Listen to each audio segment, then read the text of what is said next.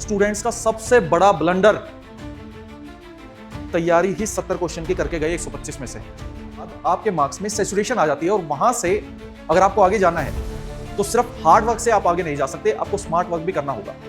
Stress किसको होगा? गधे को थोड़ी होगा स्ट्रेस, जो एक बुद्धिजीवी होगा उसी को तो होगा। अगर पेपर डिफिकल्ट है तो भाई साइकोलॉजी का ही तो खेल है। पेपर सबके लिए डिफिकल्ट है, आपके अकेले के लिए डिफिकल्ट नहीं है। इसका मतलब क्या है? इसका मतलब यह है कि कट ऑफ भी नीचे जाएगी। भाई क्वेश्चंस आपने अटेम्प्ट किए, ठीक है, 15 आपने गलत कर दिए, इतने तो 10-15 तो गलत होंगे ही होंगे। आपको हमेशा लगता रहेगा कि सही है, सही होंगे नहीं। वो 2 स्टेटमेंट दे दी या 3 स्टेटमेंट दे दी, इंटरनल कॉन्ट्राडिक्शन हो रही होती है उनमें ही, और अब नंबर्स के साथ भी खेल रहा है यूपीएससी। इसको छोड़ के जाएंगे सबसे बड़ा ब्लंडर। इसमें लिमिटेशंस हैं क्योंकि कवरेज बहुत ज्यादा है, इसमें भी कवरेज बहुत ज्यादा है और इसको हल्के में लेते हैं। अबिंगहॉस ने दिया है फॉरगेटिंग कर्व। फॉरगेटिंग कर्व क्या बोलता है कि without revision most information disappears rapidly. ये खेल ही ये नहीं है कि आप कितना जानते हैं, यहां पे मैटर ये करता है कि आप जितना जानते हैं उसके बिहाफ पे आप कितने मार्क्स गेन कर सकते हैं।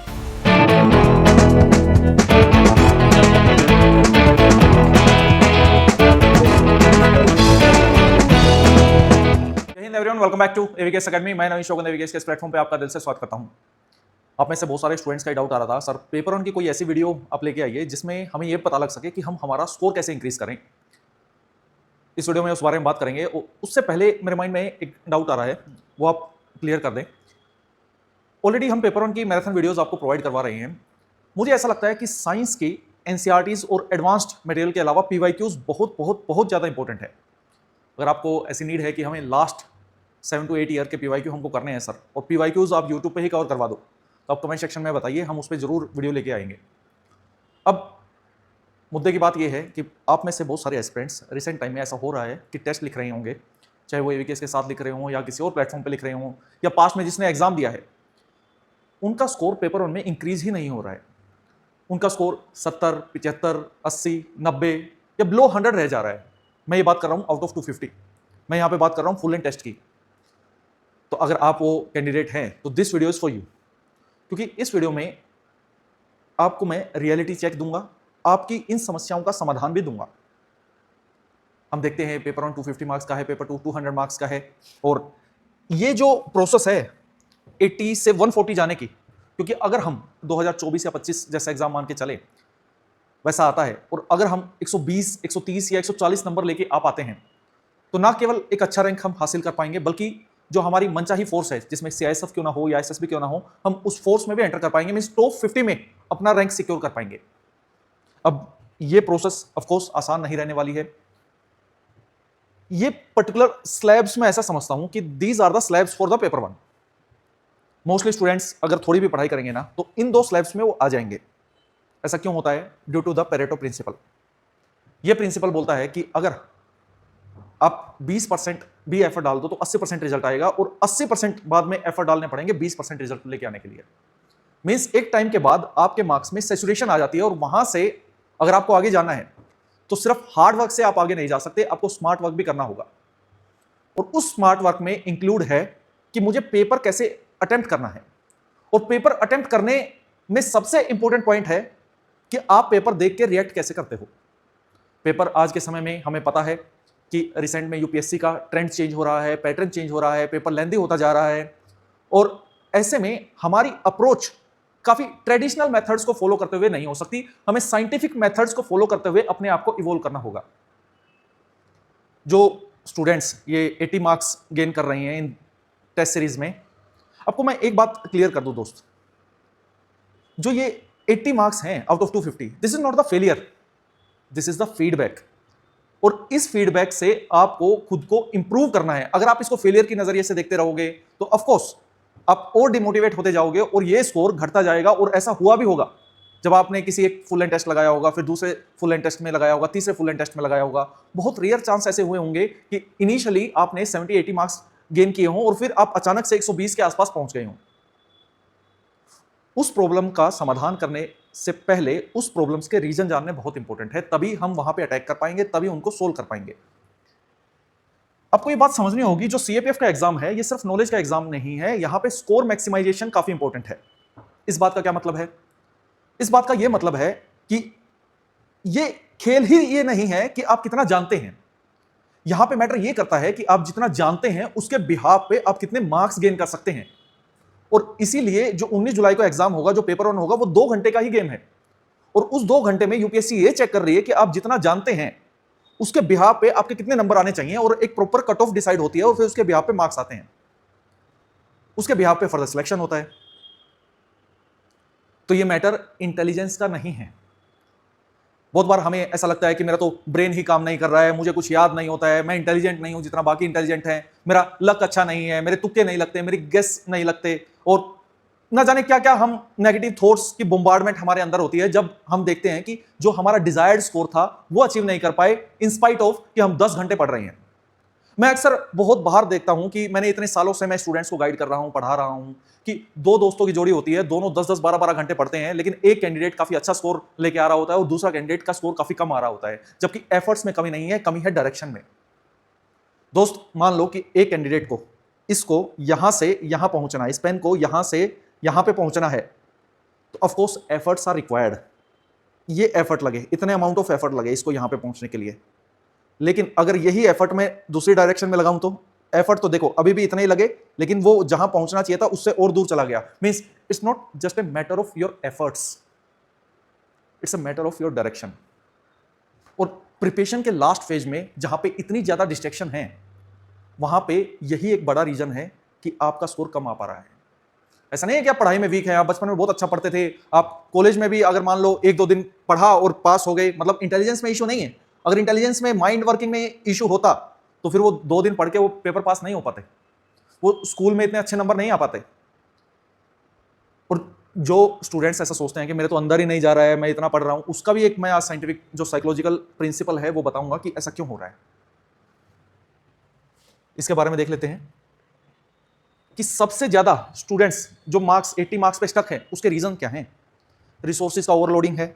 बहुत सारे स्टूडेंट्स को बस एक ही माइंड में बात चलती रहती है, वीडियोस वीडियोस वीडियोस देखता रहूं मैं और कुछ नहीं, और वो भी सबकी वीडियोस देखता रहूं, टेलीग्राम से पीडीएफ इकट्ठा करता रहूं। दोस्त, जो ये चीज कलेक्ट करने की आदत लग गई है ना प्रेजेंट टाइम में, जो इस डिजिटल एज में जो सबसे बड़ा साइड इफेक्ट आ रहा है, वो आपके फ्यूचर में फेलियर का कारण बनता है। दूसरा, कोई रिवीजन नहीं करनी, बस रीडिंग करते रहना है, रीडिंग रीडिंग रीडिंग। इतने सारे साइकोलॉजिस्ट हुए हैं वो बोल रहे हैं कि रीडिंग कर लो 5 बार और रिवीजन कर लो 1 बार, आउटपुट सेम आएगा। अब मोस्टली स्टूडेंट्स को ये नहीं पता रिवीजन और रीडिंग में क्या डिफरेंस है। रीडिंग करने से नंबर नहीं बढ़ेंगे, रिवीजन करने से नंबर बढ़ेंगे। रिवीजन करने के मेथड अलग अलग हो सकते हैं। एक जो बेस्ट मेथड एक कैंडिडेट के लिए है that is the MCQs, PYQs और एमसीक्यूज। पीवाईक्यूज से यूपीएससी के ट्रेंड का पता चलता है और हम उन मोस्ट इंपोर्टेंट टॉपिक्स को कवर करते हैं जो बार बार यूपीएससी पूछ रहा है, और इसीलिए मैंने ये डिसाइड किया कि साइंस के पीवाईक्यूज करवाने चाहिए। दूसरा, जब हम एमसीक्यूज लगाते हैं तो एक्टिव रिकॉलिंग होती है माइंड में, माइंड याद कर पा रहा है कि ये टॉपिक मुझे याद आ रहा है या नहीं आ रहा है, क्योंकि फाइनल एग्जाम में क्वेश्चन सोल्व करना ही सबसे बड़ी एबिलिटी है। आपने कितनी बुक्स पढ़ी ये कुछ मैटर नहीं करेगा, अब वो क्वेश्चन सोल्व कर पाए या नहीं कर पाए ये सबसे ज्यादा मैटर करेगा। तो यहां पे भी फर्दर लॉज लगते हैं। पहले ये देख लेते हैं कि पीवाईक्यू एनालिसिस नहीं करते। रैंडम गैसिंग, गैस करना चाहिए एग्जाम में, बट स्मार्ट गैसिंग, वो भी आज सिखाऊंगा। इनके सॉल्यूशन है, जो ये प्रॉब्लम्स हैं इनके सॉल्यूशंस यहां पे छुपे हैं। पार्किंसंस लॉ, प्रिपरेशन के जो ये 40 डेज बचे हैं ना, ये 30 to 40 डेज, इस समय ये लॉज हमारी हेल्प करेंगे, ये साइंटिफिक मेथड हमारी हेल्प करेंगे। पार्किंसंस लॉ ये बोलता है कि सपोज मुझे एक काम को करने में मैं डिवोट करता हूं कि मुझे 3 दिन बाद करूंगा इस काम को। अगर मैं उस काम में प्रेशर लेके 1 दिन का टाइम दूं तो तब भी वो उतना ही काम होगा, 2 दिन का टाइम दूं तब भी उतना ही होगा, 3 दिन का दूं तब भी उतना ही होगा। तो हमें उस काम के अकॉर्डिंग, प्रेजेंट टाइम की रिक्वायरमेंट के अकॉर्डिंग उसको टाइम डिवोट करना चाहिए, चाहे वो कोई भी सब्जेक्ट पढ़ना हुआ हमारा, चाहे इसमें करंट अफेयर की वीडियोस हुई, चाहे कोई मैराथन वीडियोस हुई, चाहे कोई बुक रीडिंग हुई, चाहे नोट्स रिवीजन हुआ।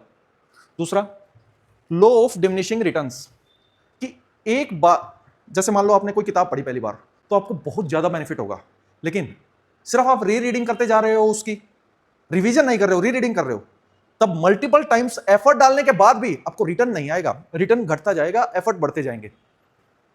तो क्या करें दोस्त, यहां पे जरूरी है एमसीक्यूज लगाना, और इसलिए हर अच्छा मेंटर आपको यह रिकमेंड करेगा, हर टॉपर आपको यह रिकमेंड करेगा कि पेपर से पहले टेस्ट सीरीज जरूर लगाओ। क्यों? क्योंकि वो भी रिकॉलिंग का एक मेथड है। अदर मेथड्स क्या है? अदर मेथड्स ये हैं, सपोज पेपर 2 में है, पेपर 2 में हम पढ़ रहे हैं, हमने एक ऐसे पढ़ा, कहीं से भी पढ़ा, एवीकेएस की बुक से पढ़ा, इंटरनेट से पढ़ा, कहीं और से पढ़ा, पढ़ने के बाद ये देखना मोस्ट इंपॉर्टेंट है कि मुझे अब कितना याद रहा। ऐसा नहीं बस पढ़ के बंद कर दिया और चले गए, ये देखना बहुत जरूरी है। और इसीलिए जो ये पेपर 2 की बुक है ना, आप देखेंगे हर एस्से के स्टार्टिंग में स्पेशली आधे पेज में मैंने स्ट्रक्चर गिवन है, वहां पे स्ट्रक्चर दिया है। क्यों है? क्योंकि अब एक बार उसको पढ़ के फिर आप हाथ रख के, बचपन में हम क्या करते थे, हम ट्रेडिशनल मेथड इस्तेमाल करते थे कि हम हाथ रखते थे और आंखें बंद करते थे और देखते थे मुझे कितना याद हुआ, और चीजें याद रह जाती थी। ये चीजें आपको करनी होंगी दोस्त, पेपर 2 में भी करनी होंगी, पेपर 1 में भी करनी होंगी। These are the methods of recalling the things, revising the things. और देख लेते हैं, ये एक साइकोलॉजिस्ट हुए हैं, अबिंगहॉस। अबिंगहॉस ने दिया है फॉरगेटिंग कर्व। फॉरगेटिंग कर्व क्या बोलता है कि without revision most information disappears rapidly. अब इसका क्या मतलब है? इसका मतलब यह है कि जब हम चीजें पढ़ रहे होते हैं और हम भूल जाते हैं उन चीजों को, तो ऐसा नहीं कि हमारा ब्रेन वीक है, it means your brain is normal. उसको कंसिस्टेंटली रिवीजन की आवश्यकता है दोस्त, और वो नहीं करोगे तो मार्क्स नहीं बढ़ेंगे। अब सॉल्यूशन, उसका सॉल्यूशन है टेस्ट लगाओ, जितना हो सके, जिसके हो सके उतने लगाओ। पीवाईक्यूज प्रैक्टिस करो, एमसीक्यूज प्रैक्टिस करो। Identify the core subjects. According to me, general science और टेक्नोलॉजी के आपके पास्ट ट्रेंड को देखते हुए 30 क्वेश्चन आते हैं, ज्योग्राफी इन्वायरमेंट के 25 क्वेश्चन, मैथ्स और रीजनिंग के रिसेंट टाइम में 15 क्वेश्चन आने लगे हैं, पहले 20 क्वेश्चन आते थे। ये वेटेज हुई 70 क्वेश्चन आ रहे हैं यहाँ पे। पॉलिटी आईआर के 12, और ये मैं स्कोरिंग सब्जेक्ट्स की कैटेगरी में डालता हूं, ये अदर सब्जेक्ट्स की कैटेगरी में डालता हूं। स्टूडेंट्स का सबसे बड़ा ब्लंडर, तैयारी ही 70 क्वेश्चन की करके गए 125 में से, तैयारी ही 70 क्वेश्चन की करके गए 125 में से। अब बात आती है एक्यूरेसी की। मोस्टली स्टूडेंट्स ये गलती करते हैं कि वो इस चीज पे फोकस करते रहते हैं कि मुझे नंबर ऑफ क्वेश्चंस कितने अटेम्प्ट करने हैं। ये सबसे बड़ी गलती है। एक्यूरेसी कितनी है ये मैटर करेगा। एक टॉपर हमेशा एक्यूरेसी पे फोकस करता है। जब हम पेपर अटेम्प्ट करते हैं ना, आप में से बहुत सारे कैंडिडेट्स ऐसे होंगे जो 90 अटेम्प्ट करते होंगे, 100 अटेम्प्ट करते होंगे, ठीक है, आउट ऑफ 125। कोई बहुत बड़ा नंबर भी नहीं है और छोटा नंबर भी नहीं है, कुछ मजाक की बात नहीं है। लेकिन 100 में से अगर 40 गलत हैं, जो कि होता है, ये ग्राउंड रियलिटी, आप देख लेना, अपने अपने टेस्ट उठा के देख लेना, आप अपने पिछले साल का पेपर उठा के देख लेना, ऐसा ही हुआ होगा आपके साथ। 90 में से 40 क्वेश्चन गलत हैं, तो ऑटोमेटिकली वो जब नेट करेक्ट निकलेगा, क्योंकि 1/3 नेगेटिव मार्किंग है, 90 में से मान लो 40 ही गलत कर दिए, 100 में से 40 ही किसी ने गलत कर दिए, तो 60 उसके करेक्ट हुए। लेकिन 60 में से अब -13 भी तो होगा, क्योंकि मान लो 39 है, 1/3 13 क्वेश्चन, तो वो घट गए, 47 पे आ गया, वो 90 की रेंज में आ गया वो स्कोर। अब वहीं एक मेरे मान के चलो कि net correct out of 125 to हमें 65 करना है। बहुत बड़ा नंबर नहीं है 65, स्मार्ट अप्रोच का गेम है। 130 नंबर इजीली आ सकते हैं, लेकिन आपकी रिएक्शन भी मैटर करेगी। मान लो यहां पे एनर्जी मैटर करेगी कि कितनी एनर्जी कोर सब्जेक्ट्स पे लगाई है। एनर्जी लगा दी यहां पे, रिजल्ट एक्सपेक्ट कर रहे हो यहां से, कैसे होगा? मोस्टली स्टूडेंट्स ये ब्लंडर करते हैं कि इस सब्जेक्ट में उलझे रह जाते हैं, बार बार इसी को पढ़ते रहेंगे। अरे कितना निकालोगे इसमें से? 12 में से 8 क्वेश्चन कर लोगे, 9 कर लोगे, 10 कर लोगे, एक्सट्रीम कंडीशन में 11-12 कर लोगे। इसको छोड़ के जाएंगे, सबसे बड़ा ब्लंडर। इसमें लिमिटेशंस हैं क्योंकि कवरेज बहुत ज्यादा है, इसमें भी कवरेज बहुत ज्यादा है और इसको हल्के में लेते हैं। मैं ऐसा मानता हूं, प्रैक्टिकली ईमानदारी से बताना आप, ठीक है, रियलिटी चेक है, क्या 70 में से 40 नेट करेक्ट क्वेश्चन अगर कोई कैंडिडेट कर दे, यहां पे 9 क्वेश्चन अगर कोई नेट करेक्ट कर दे, ठीक है, और यहां पे 40%, इसका 40% कर लेना आप, लगभग 16 क्वेश्चन अगर कर ले, या 43 में से 16 क्वेश्चन कर ले, तो ये पूरा जो आंकड़ा जाएगा आपका 65 क्वेश्चंस का बनेगा, मतलब 130 नंबर उसके बनते हैं। मैं ये बोल रहा हूं कि ठीक है, आप नहीं कर पाए, यहां पे 16 नहीं कर पाए, कम किया आपने 11 ही किए, या यहां पे कम किए, या यहां पे कम किए, तो कोई बात नहीं यार, 120 नंबर आ जाएंगे। 120 तक तो पहुंचो। 2025 के हिसाब से 120 कोई कमजोर स्कोर नहीं है, कोई वीक स्कोर नहीं है, एक अच्छा रैंक दिलाएगा, वो भी कट ऑफ से 20-25 नंबर ऊपर है। और सबसे फर्स्ट प्रायोरिटी तो यही होनी चाहिए। अब 2025 का जब अभी आने दो रिजल्ट, जो कंबाइंड कट ऑफ है 180 के आसपास ही रहेगी वो, पेपर 1 प्लस पेपर 2 की, क्योंकि फिर मैटर शिफ्ट हो जाएगा पेपर 2 पे, वो ऑलरेडी हम डिस्कस कर चुके हैं। मींस कोर सब्जेक्ट्स पे टाइम लगाना है, इसके लिए अब एनसीईआरटी भी पढ़नी पड़ेगी, इसके लिए एडवांस मटेरियल भी करना पड़ेगा, इसके लिए पीवाईक्यू भी करने पड़ेंगे और टेस्ट भी लगाने पड़ेंगे। अब कुछ महारथी मुझे ज्ञान देंगे कि कंप्यूटर कहां है, इसमें टेक्नोलॉजी में आ गया वो कंप्यूटर आपका। आपको जो चीजें हैं बता रहा हूं ना, सही से इंप्लीमेंट कर लो दोस्त, एग्जाम नहीं रुकेगा। मैं फिर से बोल रहा हूं, 11 साल होने वाले हैं डेडिकेटली सीएपीएफ असिस्टेंट कमांडेंट की प्रिपरेशन करवा रहे हैं, और बहुत अच्छे से ये जानते हैं कि स्टूडेंट्स को हर साल पास होते हुए देख रहे हैं, फेल होते हुए देख रहे हैं, और ऑफकोर्स फेल होने वालों की संख्या ज्यादा रहेगी, हर बार ज्यादा रहेगी। क्यों ज्यादा रहेगी? क्योंकि कैजुअल एटीट्यूड बहुत ज्यादा है कैंडिडेट्स में। अब बात आती है गेस की कि मैंने तुक्के मार दिए, मेरे तो तुक्के लगते नहीं सर, मैं क्या करूं, मेरी तो किस्मत बहुत बेकार है, अब मैं अपनी किस्मत अच्छी करने के लिए क्या कर सकता हूं? दोस्त स्मार्टली सोचो, स्मार्ट गैसिंग करो। गैसिंग की नीड पड़ेगी एग्जाम में। वो कैसे पड़ेगी? यहां पे मैं ये बताना चाहता हूं आपको कि सबसे ज्यादा एक्यूरेसी मैटर करेगी। तो जब पेपर अटेम्प्ट करने जा रहे हो ना, ये कोर स्लाइड है, जब पेपर अटेम्प्ट करने जा रहे हो तो एक्यूरेसी पे फोकस करना, नंबर ऑफ अटेम्प्ट पे फोकस मत करना किस कहीं उस पे उलझे रह जाऊं। मैं ऐसा मानता हूं कि सपोज 85 क्वेश्चंस आपने अटेम्प्ट किए, यहां पे फिर एक और चीज देख लो, 85 क्वेश्चंस आपने अटेम्प्ट किए, ठीक है, 15 आपने गलत कर दिए, इतने तो 10-15 तो गलत होंगे ही होंगे, आपको हमेशा लगता रहेगा कि सही है, सही होंगे नहीं, वो 15 आपने गलत कर दिए, अब बचे 70।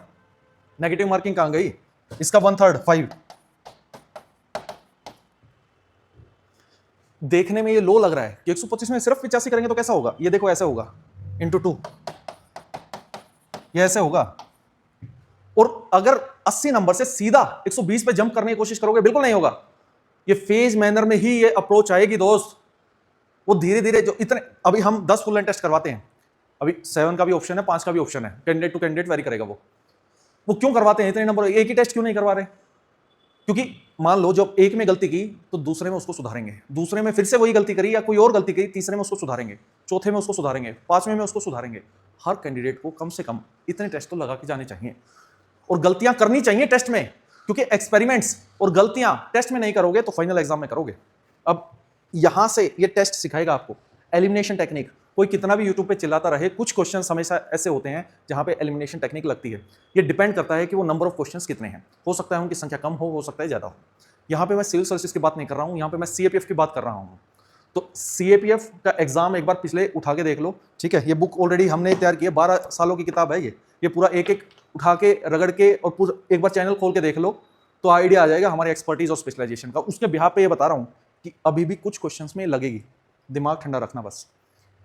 एक्सट्रीम स्टेटमेंट्स को पहले पास्ट में ऐसा देखा गया है कि जहां पे एक्सट्रीम जा रही है क्वेश्चन, वहां पे कुछ ना कुछ फॉल्ट है, और वहां उसको ध्यान में रखते हुए स्टूडेंट को गेस करना चाहिए। तो जहां पे कंप्लीटली वर्ड आ रहा है या कोई ऐसे ओनली वर्ड आ रहा है, ठीक है, तो ऐसे भी कुछ स्टेटमेंट्स होती हैं जो आपस में ही 2 स्टेटमेंट दे दी या 3 स्टेटमेंट दे दी, इंटरनल कॉन्ट्राडिक्शन हो रही होती है उनमें ही।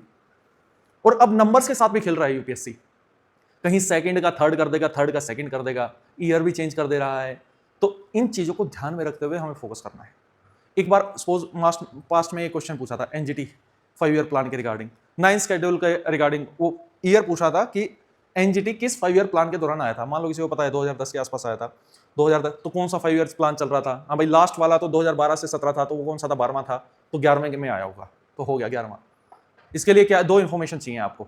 इंफॉर्मेशन तो ऑलवेज रिक्वायर्ड है। मोस्टली स्टूडेंट्स का फेलियर का कारण यह भी है कि लिमिटेड ही इंफॉर्मेशन पढ़ के गए, और लिमिटेड इंफॉर्मेशन मतलब 30 पेज में सोच रहे हैं पूरी पॉलिटी हो जाएगी, 50 पेज में सोच रहे हैं पूरी पॉलिटी हो जाएगी, नहीं होगी दोस्त। और दूसरे स्टूडेंट्स के फेलियर का कारण है ओवरलोडिंग। सिर्फ लक्ष्मीकांत पे बैठे रहते हैं, 1000 पेज की भी रिक्वायरमेंट नहीं है 7 क्वेश्चन करने के लिए। हालांकि उससे डेप्थ अगर समय है तो डेफिनेटली आपको पढ़ना चाहिए, और इसीलिए मैं मॉडरेट पाथ अपनाता हूं। और जो हमारे क्लास नोट्स हैं वो 300 पेज के आसपास, 250 पेज के आसपास समराइज हैं, और पूरी आपके पास कोई एक्सक्यूज ही नहीं है कि ना पढ़ने का। पूरा यूट्यूब पे अवेलेबल है वो पूरा मैराथन वीडियो। उसमें बेसिक कॉमन सेंस में बहुत सारे क्वेश्चंस में लग रहे हैं। अभी जो सिविल सर्विसेज का क्वेश्चन था ना, उसमें बहुत सारे ऐसे क्वेश्चंस थे, कितना भी क्रिटिसाइज आप कर लो, कितना भी क्रिटिसिज्म कर लो, जब नहीं हो पाता है ना, एक काइंड ऑफ क्रिटिसिज्म निकलता है, धक्के से निकलता है कि हाँ जो एक्सपेक्टेड था, मैं भी उस चीज को मानता हूं कि अनफेयर था, इरेशनल था, लेकिन कुछ क्वेश्चंस हमेशा ऐसे होंगे जहां पे कॉमन सेंस इस्तेमाल होगी दोस्त, तो वो इस्तेमाल करनी है, तब जाके स्मार्ट गैसिंग करनी है। और इसके अलावा राउंड्स में हमको क्वेश्चंस करने हैं कि अगर हम राउंड्स में क्वेश्चन नहीं कर रहे तो दिक्कत है। उससे पहले ये समझ लेते हैं एग्जाम हॉल की साइकोलॉजी क्या है। राउंड्स से पहले ये समझना बहुत जरूरी है। ये एक साइकोलॉजिस्ट है, यर्किस डॉडसन, और ये बोल रहे हैं कि अगर कम स्ट्रेस होगा किसी को तो वो केयरलेस मिस्टेक्स करेगा, किसी को ज्यादा स्ट्रेस होगा, बहुत ज्यादा होगा तो वो पैनिक करेगा, किसी को मॉडरेट होगा तो उसकी परफॉर्मेंस पीक पे होगी। मेरे पिताजी इसका मुझे बार बार हमेशा, ऑफकोर्स वो तो ऐसा नहीं कि इसका नाम लेके बोलते हैं, देशी आदमी है भाई उस चीज़ में, लेकिन रेफरेंस में डेली लाइफ में इस चीज़ को इंप्लीमेंट करते हैं कि स्ट्रेस किसको होगा? गधे को थोड़ा ही होगा स्ट्रेस, जो एक बुद्धिजीवी होगा उसी को तो होगा। लेकिन पढ़ना आप इस बारे में, आपको बहुत बार ऐसा लगता है। स्ट्रेस क्या है? हमारी बॉडी का रिस्पॉन्स है।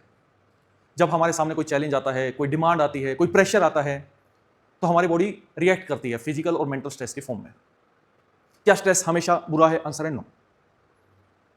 स्ट्रेस अच्छा भी है जब वो कंट्रोल्ड मैनर में है। वो हमारी फोकस को बढ़ाएगा, हमारी परफॉर्मेंस को बढ़ाएगा, एक्टिविज्म को इंश्योर करेगा, और इसीलिए कैंडिडेट 12-12 घंटे पढ़ पाते हैं, 13-13 घंटे पढ़ पाते हैं। लेकिन जब वो स्ट्रेस प्रोलोंग्ड मैनर में हो, एग्जॉस्टिव मैनर में हो, ओवरवेलमिंग करना स्टार्ट कर दे, तो वही नेगेटिवली फायर करता है। और एक कैंडिडेट जब बोलता है कि मेरे दिमाग में अब घुसना बंद हो गया है, अब मैं क्या करूं, वो वही सिचुएशन होती है, एंजाइटी होते हैं, नींद सही से नहीं आ रही होती, बैठे बैठे रात में सोते सोते उठ गए, कुछ चलने लगा, फिर नींद ही नहीं आई 2-3 घंटे। और ये चीजें, अब इसको एग्जाम हॉल से कनेक्ट करो। 2024 और 25 में ऐसा ही हुआ। जो लो मार्क्स है ना, ये इसी चीज का है। पहले 5 क्वेश्चन आए, देखते ही दिमाग पैनिक करना स्टार्ट कर गया, बाकी क्वेश्चंस पे जो आता था वो भी गलती होना स्टार्ट हो गया, परफॉर्मेंस ऑटोमेटिकली डाउन हो गई क्योंकि माइंड पैनिक कर गया। Stress is like a fire.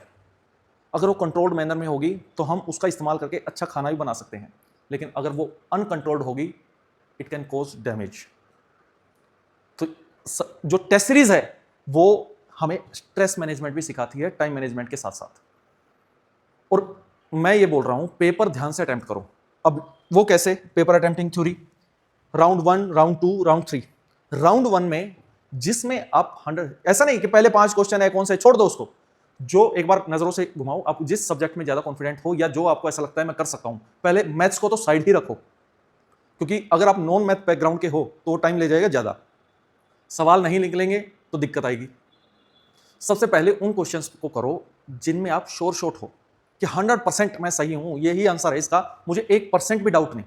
और ऑफ कोर्स ये मैं पढ़ने वाले कैंडिडेट्स की बात कर रहा हूं, यहां पे वो कैंडिडेट्स जो पढ़ते ही नहीं है उनका कोई इलाज नहीं है।